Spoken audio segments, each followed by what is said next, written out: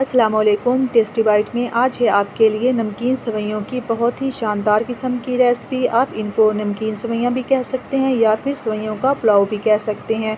और इस पुलाव को बनाने के लिए हमें पहले सेवइयों को बॉईल करने की भी ज़रूरत नहीं पड़ेगी और ये 15 मिनट में बनके तैयार हो जाती हैं। अगर आप पुलाव के शौकीन हैं तो आप ये लाजमी रेसिपी बनाएं, गारंटी के साथ। ये आपको बहुत ही पसंद आएंगी क्योंकि ये बनती ही इतनी मज़े की हैं। चलें अब मज़ेदार सी सेवइयाँ बनाना शुरू करते हैं। बिस्मिल्लाहिर्रहमानिर्रहीम। तो जिस बर्तन में हमने सेवइयाँ बनानी है उसमें हमने आधे से ज़्यादा कप घी लेना है और उसमें 1 चम्मच हमने गरम मसाला का शामिल कर लेना है, जिसमें ज़ीरा, 4 से 5 काली मिर्च और 1 दालचीनी का टुकड़ा शामिल है। और इसको हमने 4 से 5 सेकंड के लिए लो फ्लेम पे फ्राई कर लेना है, जिससे इसकी खुशबू में कई गुना इजाफा हो जाएगा।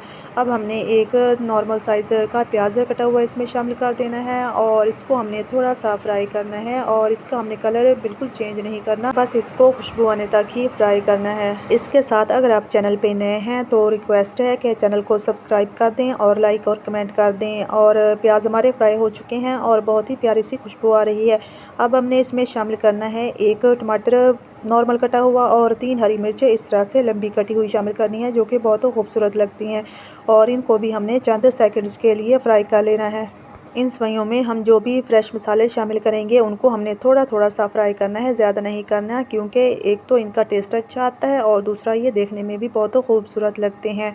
ये हाफ फ्राई हो गए हैं और इनमें से बहुत ही प्यारी खुशबू आ रही है। तो अब हम इसमें कुछ मसाले शामिल करेंगे। तो सबसे पहले इसमें शामिल करेंगे आधे से ज़्यादा चम्मच नमक, आधे से थोड़ा चम्मच लाल मिर्च पाउडर शामिल करेंगे और थोड़ा सा ही हल्दी शामिल करेंगे। और ये तमाम मसाले आप अपने टेस्ट के मुताबिक कम या ज़्यादा कर सकते हैं और इनको हमने चंद सेकंड्स के लिए भून लेना है।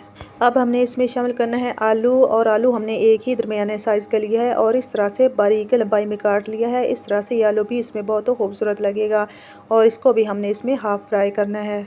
आप अपनी मर्ज़ी के मुताबिक जो भी आपको वेजिटेबल पसंद है इसमें शामिल कर सकते हैं, लेकिन उसको हाफ फ्राई करना है, मुकम्मल तौर पे फ्राई नहीं करना।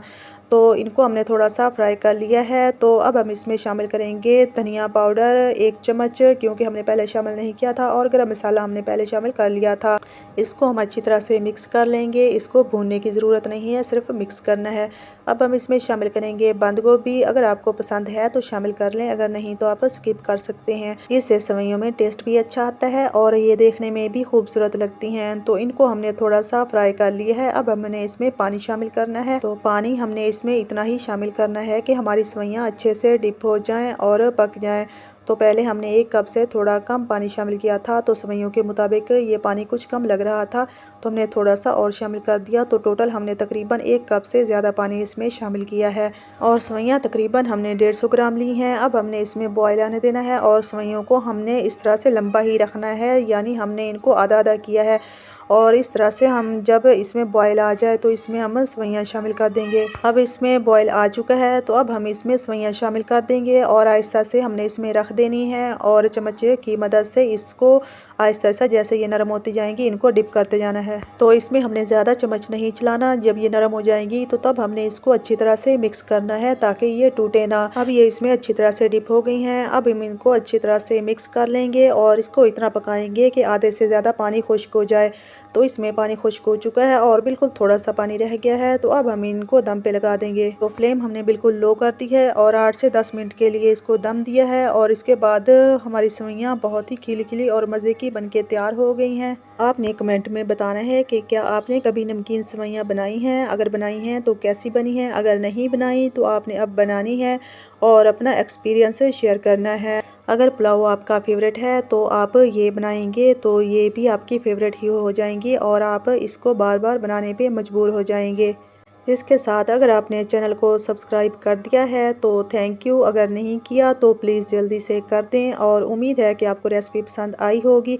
अगर ये रेसिपी वाकई पसंद आई है तो वीडियो को लाइक कर दें और कमेंट में भी बता दें कि ये रेसिपी कितनी पसंद आई है। तो आप ये तीनों काम जल्दी से कर लें क्योंकि आप बाद में भूल जाते हैं। और वीडियो को एंड तक देखने का शुक्रिया। अल्लाह हाफिज़।